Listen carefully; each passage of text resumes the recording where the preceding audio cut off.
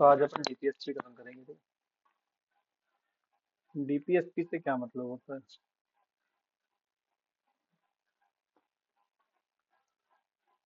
तो अपन आ गए हैं अपना पार्ट 4 पे कॉन्स्टिट्यूशन के, जो कि डीपीएसपी से बात करता है। इसमें आर्टिकल्स आते हैं अपने 36 से 51 तक। बहुत सारे आर्टिकल्स है पर बहुत बेसिक लेवल की चीजें लिखी हुई हैं। ये बात करता है डायरेक्टिव प्रिंसिपल्स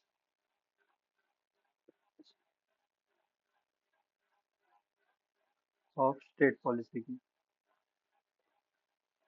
ठीक है, नाम से ही समझ आ रहा है कि क्या है ये प्रिंसिपल्स हैं स्टेट की पॉलिसी मेकिंग के लिए, ताकि स्टेट को एक वेलफेयर स्टेट की तरफ ले जाया जा सके। ये अपने कॉन्स्टिट्यूशनल मेकर्स की तरफ से एक गाइडलाइंस की तरह है कि अगर अपन पॉलिसीज में ये सब चीजें रखेंगे तो देश की तरक्की आगे हो पाएगी। इसका जो कॉन्सेप्ट है, जैसे अपन जानते हैं कि अपना कॉन्स्टिट्यूशन बैग ऑफ बोरिंग है, इसके सारी चीजें अपन ने इधर उधर से कंसिडर करके ली है।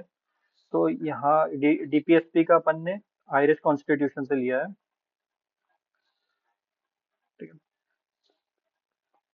हाँ से आता है, इसका बेसिक है। ठीक है, इसमें अपने आर्टिकल्स आएंगे 36 से 51 तक। तो अपन डायरेक्ट आर्टिकल से ही शुरुआत करते हैं। आर्टिकल 36 एक डेफिनेशन की बात करता है, जैसे अपन ने आर्टिकल 12 में पढ़ा था जब अभी पार्ट 3 कर रहे थे फंडामेंटल राइट्स का। उसकी भी शुरुआत डेफिनेशन से होती है, तो यहाँ पे भी लिखा है in this part unless the context otherwise requires the state. Article 12 में भी वही डेफिनेशन थी स्टेट की, has the same meaning as in part 3। तो ये बोल रहा है कि आर्टिकल 12 में जो डेफिनेशन दी है वही डीपीएसपी पे भी लगेगी unless the context otherwise requires. मतलब जब तक यहाँ पे कोई अलग बात नहीं कही गई है तब तक यही माना जाएगा। तो ये जनरल रूल हो गया, और अगर कोई एक्सेप्शन अंदर प्रोविजन में अपन को मिली तो वहां पे जो भी डेफिनेशन होगी वो अपन देखेंगे। ठीक है, सिंपल डिक्लेरेटिव क्लॉज है। फिर आते हैं अपन आर्टिकल 37 पे। Application of the principles contained in this part, the provisions contained in this part shall not be enforceable by any court. मतलब इनने डायरेक्ट डिक्लेयर कर दिया कि डीपीएसपी में जितने भी प्रिंसिपल्स दिए हैं आर्टिकल 51 तक, इनमें से कोई भी कोर्ट में जाके आप इन्फोर्स नहीं करवा सकते। आप ये नहीं बोल सकते कि स्टेट ये सब चीजें जो इसमें दी गई है इनमें से कोई नहीं कर रहा है, तो उसके खिलाफ आप कोर्ट में नहीं जा सकते। बट फिर आगे क्या बोल रहा है, but the principle therein laid down are nevertheless fundamental in the governance of the country. तो ये बस डिक्लेयर कर रहा है कि आप इन्फोर्स नहीं करवा सकते, बट इसका मतलब ये नहीं होगा कि ये इनकी वैल्यू कम हो रही है। ये है बहुत इंपॉर्टेंट, ये है फंडामेंटल अपने, ठीक है, गवर्नेंस के लिए, कंट्री के लिए। और ये स्टेट की ड्यूटी होगी कि ये जो भी पॉलिसी मेकिंग या जो भी लॉज वो बना रही है स्टेट, उसमें वो ये प्रिंसिपल्स को फॉलो करे या अप्लाई करे। ठीक है, ऐसे यहाँ पे पूरी तरह से डिक्लेयर कर दिया गया है। ये ड्यूटी है, यहाँ पे ड्यूटी शब्द यूज तो किया है, बट इसका मतलब ये नहीं कि आप इसको इन्फोर्स करवा सकते हैं, क्योंकि यहाँ पहली लाइन में डिक्लेयर कर दिया कि इन्फोर्सेबल नहीं होगा। ठीक है, तो मेरे को ये बताओ कि यहाँ पे आर्टिकल 37 क्लियरली बता रहा है कि डीपीएसपी इन्फोर्सेबल नहीं होंगे, है ना, नॉट इन्फोर्सेबल। तो पर फंडामेंटल राइट जो अपना पार्ट 3 में है, वो कौन सा आर्टिकल में लिखा है कि वो इन्फोर्सेबल होंगे? कौन सा आर्टिकल में लिखा है कि आर्टिकल, और एक और आर्टिकल है वैसे देखा जाए तो,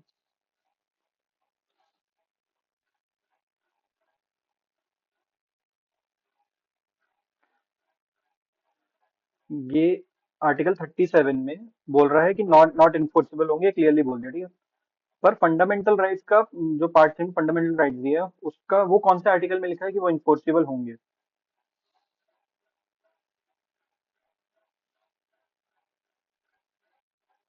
देखो, एक है आर्टिकल अपना 32 जिसमें सुप्रीम कोर्ट के पास इन्फोर्समेंट की पावर है, और एक है अपना आर्टिकल 226 जिसमें हाई कोर्ट के पास पावर है कि अगर अपना कोई फंडामेंटल राइट वायलेट हो रहा है तो अपन उसको इन्फोर्स करवा सकते हैं।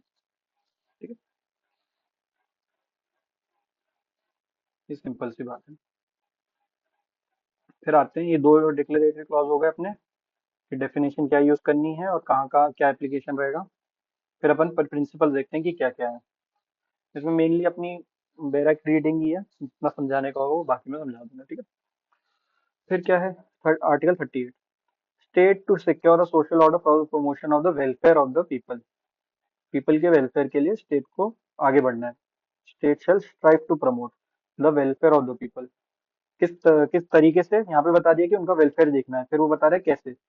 securing and protecting as effectively as it may a social order in which justice, social, economic and political shall inform all the institutions of national life।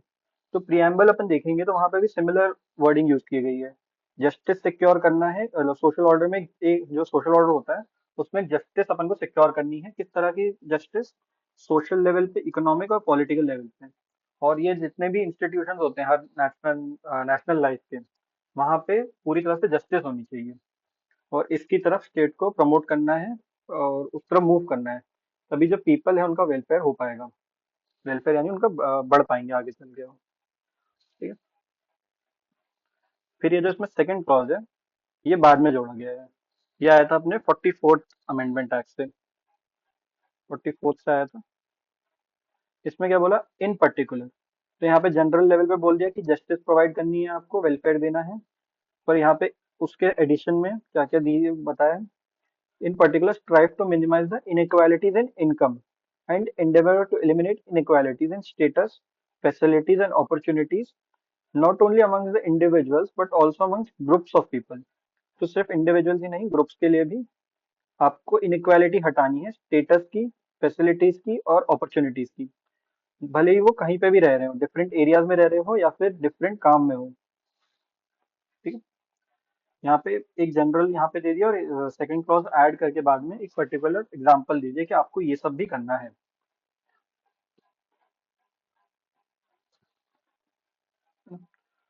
यहाँ पे मिनिमाइज करने को बोला इनइक्वालिटीज, क्योंकि इरेडिकेट करना तो बहुत मुश्किल होता है, तो मिनिमाइज की तरफ अपन एम करेंगे। और यहाँ पे इनइक्वालिटीज को एलिमिनेट करने की भी बात करी गई है। फिर आता है अपना आर्टिकल 39। फिर सर्टन प्रिंसिपल्स बताए हैं पॉलिसी मेकिंग के लिए जो स्टेट को फॉलो करना है।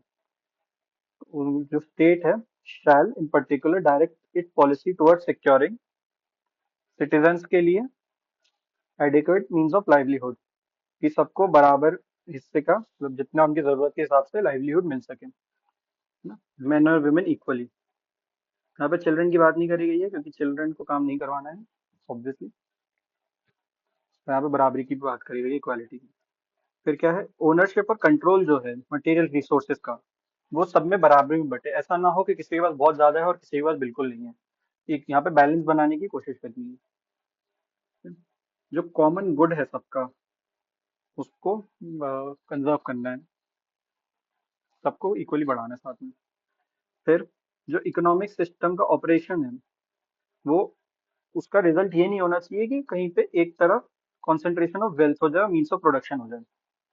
तो ये देखो कि बी और सी मोर और लेस सेम बातें करता है। तो अपन ने देखा था 39 का बी और सी में जो है उसको आर्टिकल 14 और 19 के ऊपर प्राइमेसी दी गई है आर्टिकल 31 सी के द्वारा। ठीक है। तो अगर इन सब चीजों के प्रमोशन के लिए, अगर इन दोनों प्रिंसिपल्स के लिए, इकोनॉमिक वेल्थ को बांटने के लिए कोई भी अगर कोई लॉ बनाता है स्टेट, तो अपन उसको फंडामेंटल राइट का वायलेशन नहीं बताते 14 या 19 के अंदर, क्योंकि आर्टिकल 31 सी में इनको प्राइमेसी दी गई है बाकियों के ऊपर। और ये कॉन्स्टिट्यूशनली वैलिड भी था, मनिका गांधी में भी था, सॉरी कृष्णनंद भारती में भी था और मिनर्वा मिल्स में भी था। इनको कॉन्स्टिट्यूशनली वैलिड बताया था। फिर क्या था? क्लॉज डी अपना, equal pay for equal work. सबको काम के हिसाब से जिसका काम सेम है उसको इक्वली पे मिलेगा। पर इसका मतलब ये नहीं होता कि अगर आप सेम घंटे काम कर रहे हैं तो आपको सेम पेमेंट मिलेगी। इसका मतलब ये होता है कि आपको सेम लेवल पे सेम काम करना है। अगर कोई इंसान, मतलब दो लोग हैं, वो एक ऊपर अपर लेवल पे काम कर रहा है, ज्यादा मुश्किल काम कर रहा है, और एक दूसरी महिला है मान लो, जो थोड़ा उससे नीचे लेवल पे काम कर रही है, पर सेम टाइम के लिए काम कर रही है, तो आप ये नहीं बोलोगे कि इसको अगर ज्यादा मिल रहा है तो इसके साथ अनइक्वालिटी हो रही है, क्योंकि ये ज्यादा काम कर रहा है और ज्यादा मुश्किल लेवल का काम कर रहा है। तो वहां पे equal pay for equal work नहीं होगा। तो equal pay for equal work equal लोगों के लिए होगा जो इक्वल लेवल का काम कर रहे हैं। ठीक है। फिर है क्लॉज ई, जो health and strength of workers है, men and women and the tender age of children are not abused. इनका फायदा नहीं उठाना है किसी भी तरह से। और जो सिटीजन्स हैं उनको फोर्स ना उनकी जो इकोनॉमिक कंडीशन है उनकी वजह से उनको फालतू के काम ना करना पड़े, है ना, जिससे उनके हेल्थ या स्ट्रेंथ पे किसी भी तरह का इफेक्ट आए, एज और स्ट्रेंथ के बेसिस पे। ठीक है, बेसिकली वही बात है, इक्वल पे को प्रमोट करना है, इकोनॉमिक कंडीशंस वेलफेयर की तरफ ले जाना है। ये सब प्रिंसिपल दिए हुए हैं, एक और है, ये वाला बाद में ऐड हुआ था। हम्म, ये क्लॉज एफ है, ये 42 ऐड हुआ था। यहाँ पे क्या है, that children are given opportunities and facilities, children की बात करी गई है, to develop in a healthy manner and in conditions of freedom and dignity, and that childhood and youth are protected against exploitation and against moral and material abandonment.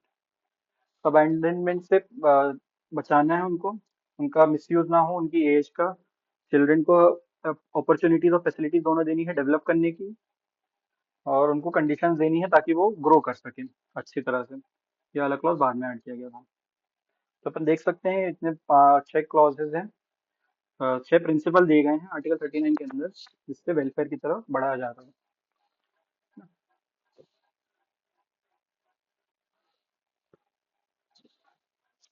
फिर आते हैं अपन, इसमें एक अपने को केस देखना रहेगा 39D के लिए।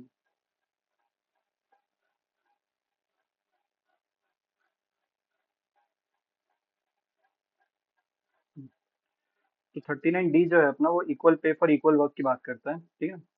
तो ये डीपीएसपी में, मतलब ये इन्फोर्सेबल नहीं है कि आप चैलेंज कैसे करोगे कि मेरे को कोई अनफेयरली पे कर रहा है कंपेयर टू समवन एल्स।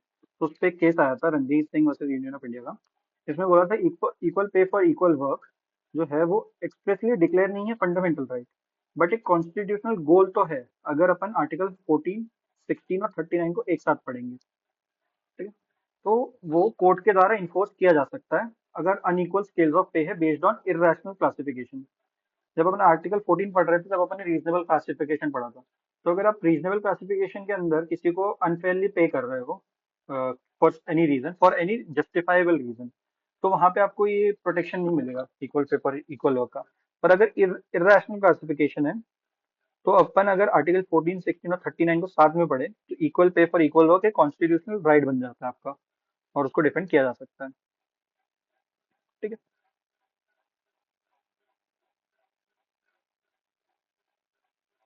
फिर आते हैं अपन अगले पे, 39A। ये भी बाद में ऐड हुआ था, ये भी 42nd अमेंडमेंट एक्ट से ऐड हुआ था। जो फ्री लीगल एड है, ये अपना ऑलरेडी एक फंडामेंटल राइट माना जाता है आर्टिकल 21 के अंदर। कुछ जजमेंट्स, काफी जजमेंट्स में बोला गया है इसको। यहाँ पे क्या बोला है, the state shell secure that the operation of the legal system promotes justice. तो जो लीगल सिस्टम है वो जस्टिस को प्रमोट करे, ये स्टेट की ड्यूटी है। On the basis of equal opportunity, सबको बराबरी का हक मिले, and shall in particular provide free legal aid. तो जनरल पहले बता दिया कि जनरली आपको जस्टिस प्रमोट करनी है, और पर्टिकुलर में आपको फ्री लीगल एड प्रोवाइड करनी है, कैसे भी, बाय सुटेबल लेजिस्लेशन स्कीम या कैसे भी, to ensure that opportunities for securing justice are not denied to any citizen by reason of economic or other disabilities। कि उसको कि वो गरीब है इसलिए उसको मौका ना मिले, ऐसा नहीं होना चाहिए किसी के भी साथ। यहाँ बोला आप सुटेबल लेजिस्लेशन से फ्री लीगल एड प्रोवाइड करें। तो इसका एक आया भी है, लीगल सर्विसेज अथॉरिटी एक्ट, जिसके अंदर फ्री लीगल एड की बात की जाती है, सर्विसेज अथॉरिटी एक्ट। यहाँ पे नालसा डालसा वगैरह इस्टेब्लिश किए गए हैं, लीगल सर्विसेज अथॉरिटीज हैं, जिनके अंदर आपको फ्री लीगल एड मिल सकती है, depending on a few criterias. वहाँ पे गरीबी और अदर डिसेबिलिटीज वालों को भी फ्री लीगल एड मिल सकती है। ठीक है, यहाँ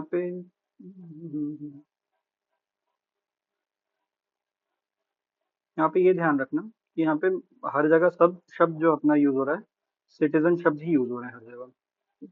तो ये बाहर जो अपने फॉरेनर्स हैं उन लोगों के लिए, उन लोगों के लिए काम करने के लिए नहीं है ये, जो प्रिंसिपल्स दिए गए हैं। फिर आता है अपना आर्टिकल 40। ये इंपॉर्टेंट है क्योंकि ये गांधीयन प्रिंसिपल पे बेस्ड है, और गांधीयन प्रिंसिपल पे बेस्ड है। तो क्या कहता है ये, कि विलेज पंचायत आपको ऑर्गेनाइज करवानी चाहिए।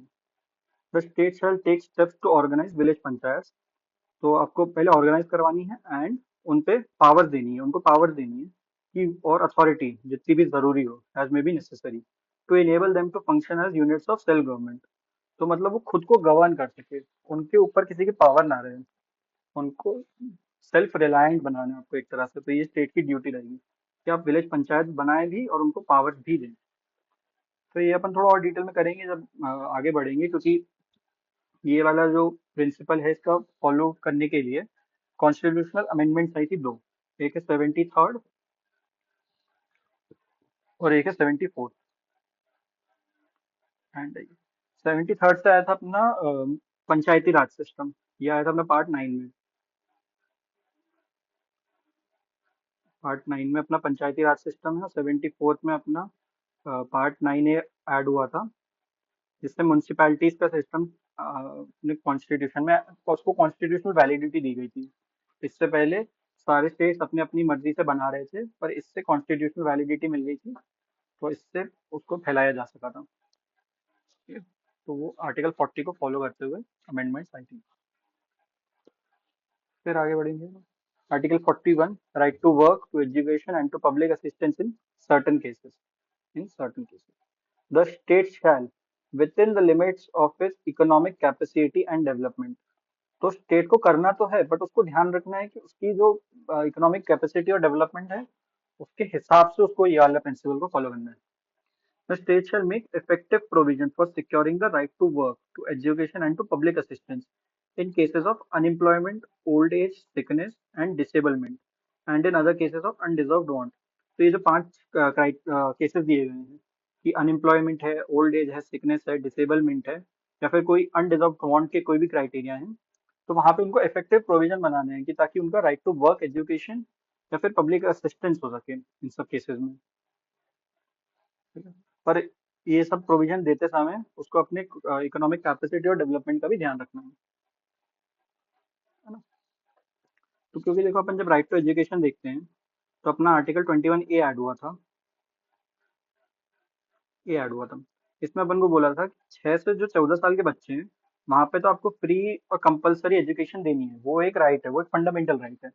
बट जो 14 ईयर्स के बाद है उन लोग की जो राइट टू एजुकेशन है वो आर्टिकल 41 से गवर्न होगी, क्योंकि वहां पे इकोनॉमिक कैपेसिटी स्टेट की देखनी पड़ेगी। कि मान लो आप पीएचडी करने जा रहे हो तो आप वहाँ ये नहीं बोल सकते कि मेरा राइट है, आपको करवाना पड़ेगा। आपकी कैपेसिटी, आपका सब कुछ देखा जाएगा और आर्टिकल 41 के अंदर स्टेट की कैपेसिटी भी देखी जाएगी। ठीक है। फिर article 42, provision for just and human conditions of work and maternity relief. The state shell make provision for securing just and human conditions of work. कि वर्क में किसी को एक्सप्लॉयटेशन ना हो किसी के अगेंस्ट, और जो महिलाएं उनके लिए मैटरनिटी रिलीफ दी जा सके, ऐसे प्रोविजंस उनको बनाने होंगे आर्टिकल 42 के अंदर। ये लेबर लॉज आ जाते हैं इसके अंदर बहुत सारे अलग एक तरह के, फैक्ट्रीज एक्ट, माइंस एक्ट हो गया, वैसे अब वो सब कंडेंस होके एक अलग एक्ट बन गया है, बट वो कुछ एग्जांपल्स होते हैं आर्टिकल 42 के अंदर। ठीक है ना। फिर 43 में है living wage etcetera for workers. The state shall endeavour to by suitable legislation और इकोनॉमिक ऑर्गेनाइजेशन और any other way to all workers, सारे वर्कर्स के लिए, वो एग्रीकल्चरल हो, इंडस्ट्रियल हो या फिर अदरवाइज हो, तो फर्क नहीं पड़ता किस तरह का वर्कर है, सारे वर्कर्स के लिए एक वर्क दिया जाएगा, मतलब वर्क की तरफ इंडेवर किया जाएगा, एक लिविंग वेज दी जाएगी और कंडीशंस ऑफ वर्क ऐसे होंगे कि उनको डिसेंट स्टैंडर्ड ऑफ लाइफ मिले, उनका कोई मिसयूज ना हो, एक्सप्लॉयटेशन ना हो किसी भी तरह से, और फुल एंजॉयमेंट मिलना चाहिए लीजर का, जो रेस्ट होता है, जो नॉर्मल लाइफ होती है उसका फुल वो मिल सके।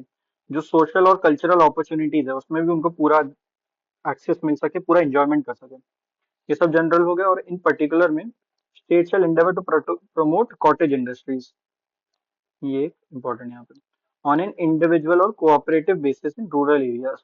कॉटेज इंडस्ट्रीज का प्रमोट करना है आर्टिकल 43 में, और लिविंग वेज वर्क और जो कंडीशंस ऑफ वर्क है उनको प्रमोट करना है।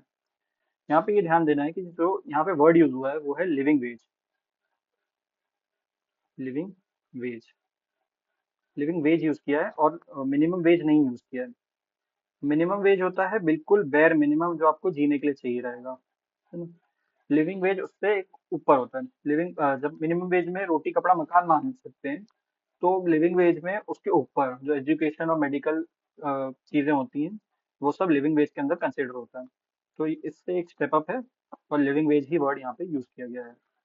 तो ये सब चीजें स्टेट को नजर में रखनी है, इसको प्रमोट करना है, इंडेवर टू सिक्योर। फिर 43A, ये सब अमेंडमेंट से जोड़े गए थे, है ना। ये 42nd से ही आया था ये वाला भी। Participation of workers in management of industries. The state shall take steps by suitable legislation or in any other way, मतलब किसी भी तरीके से उनको कर सकते हैं, to secure the participation of workers in the management of undertakings, establishment or other organizations engaged in any industry. तो ये बेसिकली बोल रहा है कि स्टेट को ऐसा करना है कि जो वर्कर्स हैं, वो लोग भी पूरे मैनेजमेंट में एक पार्ट ले सके किसी तरह से। क्योंकि इससे पहले क्या हो रहा था कि जो लीडर्स थे, जो ओनर्स थे, सिर्फ वही डिसीजन ले रहा था पूरे मैनेजमेंट का। और फिर बाद में इसको ऐड करके बोला गया है कि क्योंकि जो इंडस्ट्री होती है, वो कैसी चल रही है, वो अच्छी चल रही है कि नहीं, उससे उसका डायरेक्ट रिजल्ट वर्कर्स पे भी पड़ता है। ओनर्स पे तो पड़ता ही है, बट वर्कर्स पे भी पड़ता है। पर वर्कर्स का इनपुट वगैरह नहीं लिया जा रहा था। तो यहाँ से ऐड करके इसको बोला गया है कि उनका भी बराबरी का थोड़ा पार्टिसिपेट करने का हक मिलना चाहिए उनको। तो स्टेट की ड्यूटी बनती है कि वो ऐसा करें। फिर 43B, ये आया था अपना 97 से, 97 कॉन्स्टिट्यूशनल अमेंडमेंट एक्ट से आया था। तो कोऑपरेटिव सोसाइटीज जो हैं, जो वॉलेंट्री फॉर्मेशन को प्रमोट करना है, ऑटोनोमस फंक्शनिंग देनी है, और डेमोक्रेटिक कंट्रोल होना चाहिए प्रोफेशनल मैनेजमेंट के साथ। किसका? कोऑपरेटिव सोसाइटीज का। कोऑपरेटिव सोसाइटीज क्या होता है, बेसिकली अपन इसको आगे भी पढ़ेंगे जब ये अपन पार्ट 9B में है। हाँ, 9B में है सर, पार्ट 9B आगे चल के उसमें पूरा डिटेल में रहेगा। पर एक ग्रुप ऑफ पीपल होता है जो एक सोसाइटी बना लेते हैं, जैसे और काम करते हैं उसमें। अमूल है, अमूल एक एग्जांपल होता है कोऑपरेटिव सोसाइटीज का। तो यहाँ पे उसके उनके प्रमोशन की बात करी गई है, और ये चार चीजें हैं: voluntary formation, autonomous functioning, democratic control और प्रोफेशनल मैनेजमेंट। फिर uniform civil code for citizen. The state shall endeavour to secure for the citizen a uniform civil code. Civil code की बात कर रहे हैं, क्रिमिनल नहीं, throughout the territory of India. क्योंकि criminal law सबके लिए सिमिलर लगते हैं बिना रिलीजन को देखे, और जो सिविल लॉज हैं वो रिलीजन के हिसाब से अलग अलग चीजों में लगते हैं। तो उसको बंद करते हुए इनको एक ऐसा सिविल कोड लाना है जो सब पे बिना रिलीजन को देखे लगे। इस पे अपन एक केस देख लेते हैं। हम्म, Sarla Mudgal versus union of India का केस है। Article 44 is based on the concept that there is no necessary connection between religion and personal law in a civilized society. Court ने यहाँ पे कॉन्सेप्ट किस पे बेस्ड है वो बताया। और marriage succession and like matters are of secular nature. तो ये जो मैरिज सक्सेशन और जो इनसे रिलेटेड मैटर्स हैं, जो यूजुअली रिलीजियस के बेसिस पे अपन देखते हैं, और हर किसी के अलग लॉज होते हैं। जैसे इनका हिंदू मैरिज एक्ट हो गया, अपना हिंदू सक्सेशन एक्ट हो गया, और मुस्लिम्स के अलग एक्ट्स होते हैं, अलग लॉज होते हैं। तो यहाँ पे कोर्ट बोल रहा है कि ये सब सेक्युलर नेचर के, अपन को इनमें रिलीजन नहीं देखना चाहिए, और इनको अपन को बाय लॉ रेगुलेट कर लेना चाहिए। No religion permits deliberate distortions.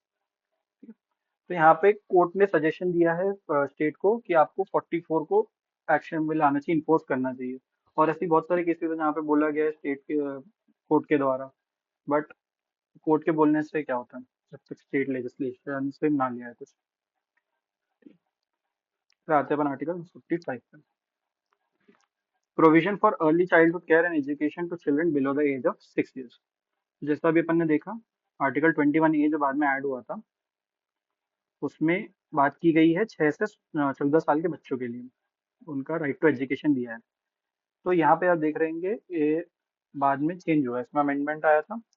जो पहले था उसमें अप टू 14 ईयर्स के लिए दिया गया था, पर उसमें बहुत लिमिटेशंस थी कि वो जो कमेंसमेंट से सिर्फ 10 साल तक के लिए था।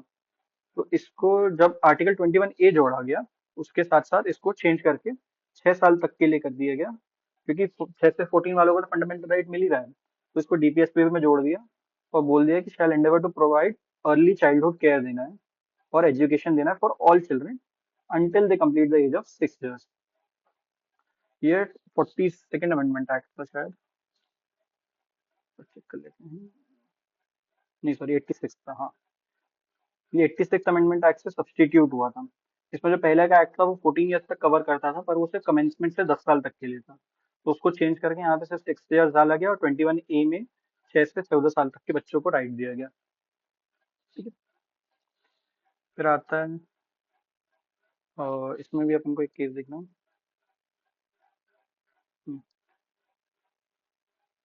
Krishnan versus state of AP Andhra Pradesh. Supreme Court held that the right to education up to 14 years is a fundamental right within the meaning of Article 21A। तो जब ये केस आया था तब वो नहीं था, 86 अमेंडमेंट नहीं था, 21A नहीं था। इस केस में बोल दिया अप टू 14 years तक का। तो इसके बाद आया था 21A को ऐड किया गया था। But thereafter the obligation of the state to provide education is subject to the limits of his economic capacity. जैसे अपन आर्टिकल 41 में देखा कि उनकी इकोनॉमिक कैपेसिटी और वो देखा जाएगा और उस हिसाब से वो राइट टू वर्क और एजुकेशन देगा। तो यहाँ पे कोर्ट ने बोला है जो राइट टू एजुकेशन है वो डायरेक्टली फ्लो करता है राइट टू लाइफ से। राइट टू लाइफ यानी आर्टिकल 21 की बात कर रहे हैं यहाँ पे। फिर इस केस के बाद 86 कॉन्स्टिट्यूशनल अमेंडमेंट एक्ट आया, 21A को जोड़ दिया जो कि 6 से 14 साल के लिए है, और उसके साथ साथ एक नया आर्टिकल सब्सटीट्यूट कर दिया 45 में जो भी कर रहे थे। पहले वाला क्या बोलता था, तो 10 साल के अंदर अंदर कमेंसमेंट के फ्री और कंपलसरी एजुकेशन के प्रोविजन बनाने हैं 14 years तक के बच्चों के लिए।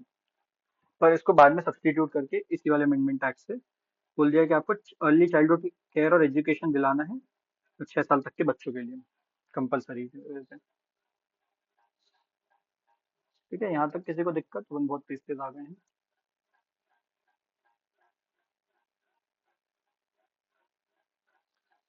हेलो, किसी को कोई दिक्कत यहाँ तक? No no. ओके, चलो 46 पे आते हैं अपन। ठीक है, 46 पे आते हैं अपन। Promotion of educational and economic interest of scheduled caste, scheduled tribes and other weaker sections. उन लोग को प्रमोट करना है।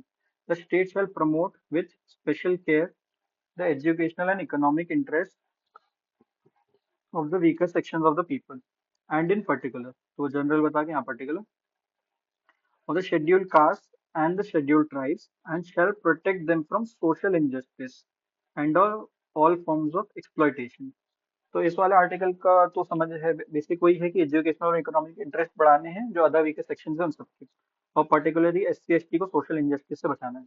तो इस आर्टिकल के एप्लीकेशन तो अपन बहुत जगह देख चुके हैं, जैसे आर्टिकल 15 में अमेंडमेंट्स हो गए, आर्टिकल 16 में अमेंडमेंट्स हो गए, जिससे उनको रिजर्वेशन दिया गया, उनको अपलिफ्टमेंट किया गया सोशल लेवल पे हर तरह के एक्सप्लॉइटेशन से बचाने के लिए। फिर वो SC एक्ट है, तो वो सब एक्ट से इनको प्रोटेक्ट करने के लिए यहाँ से उनको वो डायरेक्शन मिलती है। आर्टिकल 46 है। आर्टिकल 47 है, duty of the state to raise the level of nutrition and the standard of living and to improve public health. The state shall regard the raising of the level of nutrition and the standard of living of its people and the improvement of public health as among its primary duties। उसकी सबसे primary duty क्या है state की? Level of nutrition बढ़ाना है, standard of living बढ़ाना है, और जो सबसे जो पब्लिक हेल्थ है उसका भी प्रमोशन करना है। पर्टिकुलर में क्या करना है उसको? In particular the state shall endeavour to bring about prohibition of consumption except for medicinal purposes of intoxicating drinks and drugs. इन सब का प्रोहिबिशन लाना है स्टेट को पर्टिकुलर में, ये बैन हो, ये बैन हो, which are injurious to health except medicinal use में, मतलब आप दवाइयों के लिए यूज करवा सकते हैं, उसके लिए प्रोहिबिशन नहीं रहेगी, पर जो कंजम्पशन है इन सब चीजों का जो कि इंजीरियस टू हेल्थ है उनको आपको प्रोहिबिट करवाना है। ठीक है, तो यहाँ पे इनने बोला कि आपको इम्प्रूवमेंट इनकी करनी है और बैन आपको ये दो चीजें करनी है। फिर आर्टिकल 48, क्या? हाँ, फिर article 48, organisation of agriculture and animal husbandry. The state shall endeavor to organize agriculture and animal husbandry on modern and scientific lines and shall in particular take steps for preserving and improving the breeds। तो ये इनको improve करना है, और prohibit उनको क्या करना है? Slaughter of cows, caves and other milch and drought cattle. तो उनको प्रोहिबिट करना है इन सब का स्लॉटर, काउस, कैल्स और अदर मिल्च और ड्राउट कैटल जो होते हैं, जैसे कि जो पहले होता था, अभी भी होता होगा, कि जो गाय होती है उनकी वैल्यू तब तक होती है जब तक वो दूध दे रही है। जैसे ही उनका दूध देने का खत्म हो जाता है, वो ड्राउट कैटल्स में इंक्लूड होने लगते हैं, तो उनको कोई वैल्यू नहीं मिलती, तो उनको वो कसाई के पास बेच देते हैं, जो उनका काट के उनकी जो उसके मीट होता है वो सबको बांट देते हैं, स्किन को। तो उसको प्रोहिबिट करना है, यहाँ से वो प्रिंसिपल आ रहा है। और जो मॉडर्न और साइंटिफिक वो है, मॉडर्न साइंटिफिक टेक्निक्स है एनिमल हस्बेंड्री की, उनको प्रमोट करना है। तो दो तीन चीजें इसमें बताई गई हैं। ब्रीड्स को प्रिजर्व भी करना है, इम्प्रूव भी करना है, साइंटिफिक लाइंस को बढ़ावा भी देना है और प्रोहिबिट करना है स्लॉटर को। फिर 48 है अपना एनवायरमेंटल लॉ का, बहुत इंपॉर्टेंट है ये। तो ये भी अपना 42nd अमेंडमेंट से ऐड हुआ था। इसमें क्या बोला है, protection and improvement of environment and safeguarding of forest and wildlife. The state shall endeavour to protect and improve, protect भी करना है और साथ साथ इम्प्रूव भी करना है एनवायरमेंट को, और सेफगार्ड करना है फॉरेस्ट और वाइल्ड लाइफ दोनों को of the country. General principle दिया हुआ है। 49 पे आते हैं, monuments, places and objects of national importance. तो ये ऑब्लिगेशन होगी स्टेट की कि प्रोटेक्ट करे हर मॉन्यूमेंट को या फिर प्लेस को या फिर ऑब्जेक्ट को जो कि आर्टिस्टिक या फिर हिस्टोरिक इंटरेस्ट का है, या फिर क्या कि उसकी कोई हिस्ट्री है या फिर उसकी कोई आर्टिस्टिक वैल्यू है, या फिर किसी भी लॉ के द्वारा उसको नेशनल इंपॉर्टेंस का घोषित कर दिया गया है।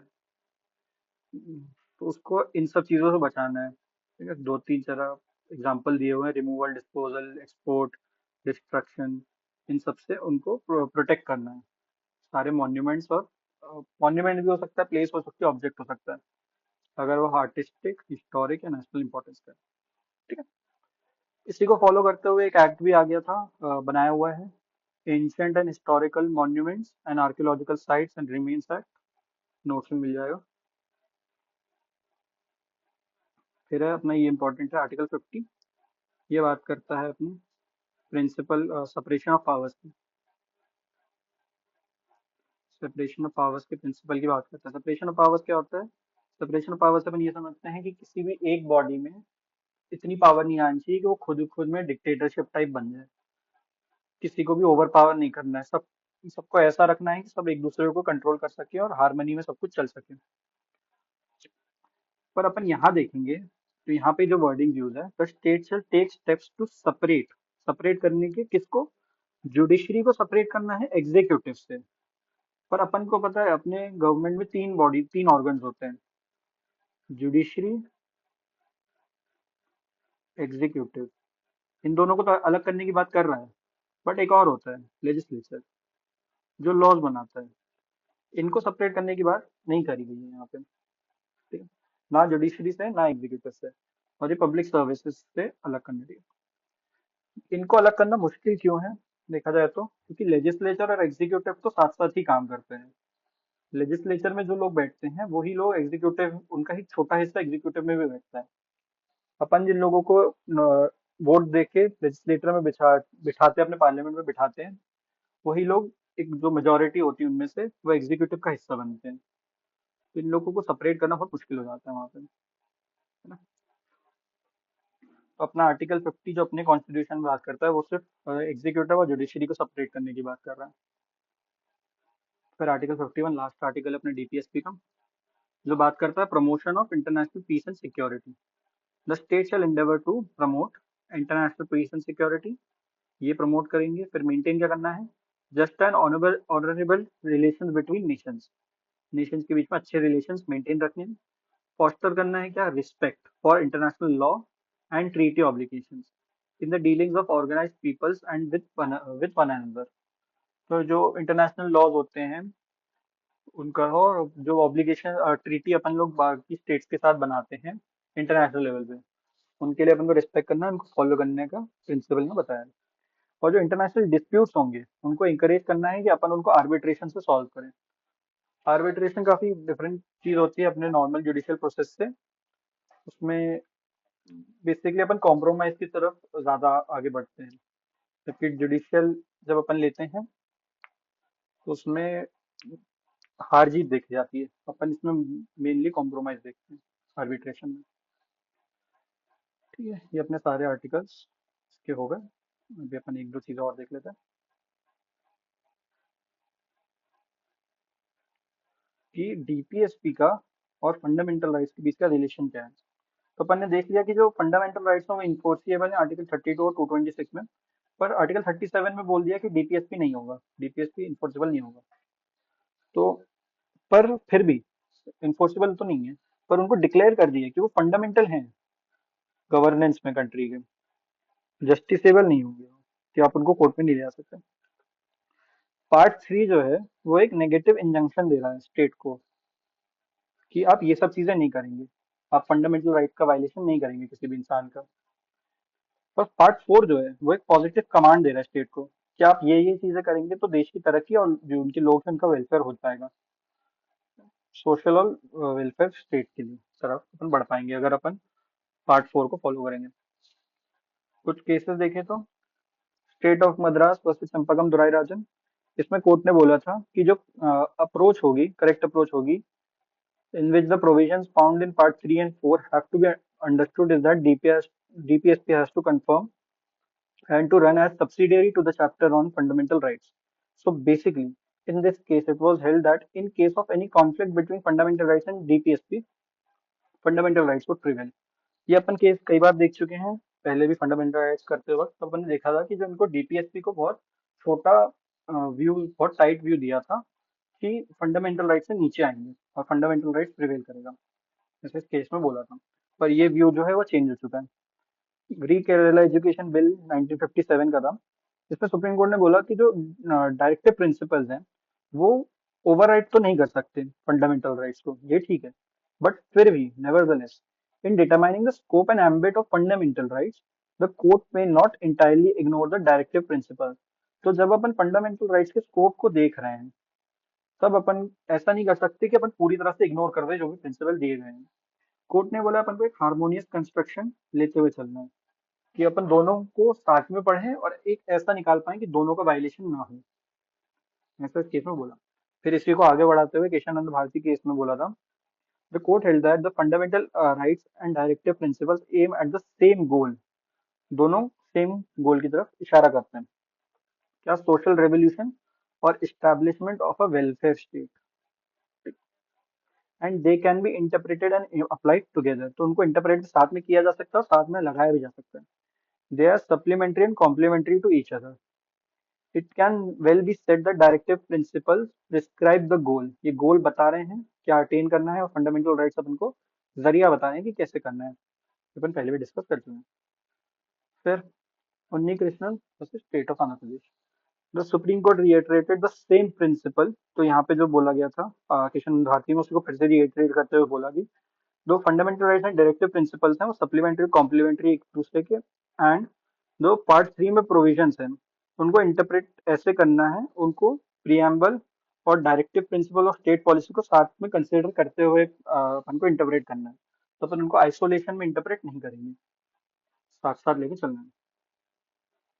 फिर इस वाले जो लास्ट केस है air India statutory corporation versus United labour union, इसमें बोल दिया, डिक्लेयर कर दिया कि जो डायरेक्टिव प्रिंसिपल है वो फंडामेंटल राइट्स के साथ साथ खड़े होंगे, not standard par with fundamental rights. तो शुरुआत अपनी करी थी कि फंडामेंटल राइट्स ज्यादा वैल्यूएबल है डीपीएसपी से, फिर केसेस हो के अपन आ गए हैं कि वो लोग एक लेवल पे हैं और उनको इंटरप्रेट साथ में करना अपन को। ठीक है, ये अपना डीपीएसपी फिनिश। इसमें किसी को कोई डाउट हो तो बताओ, वरना अपना हो गया आज का।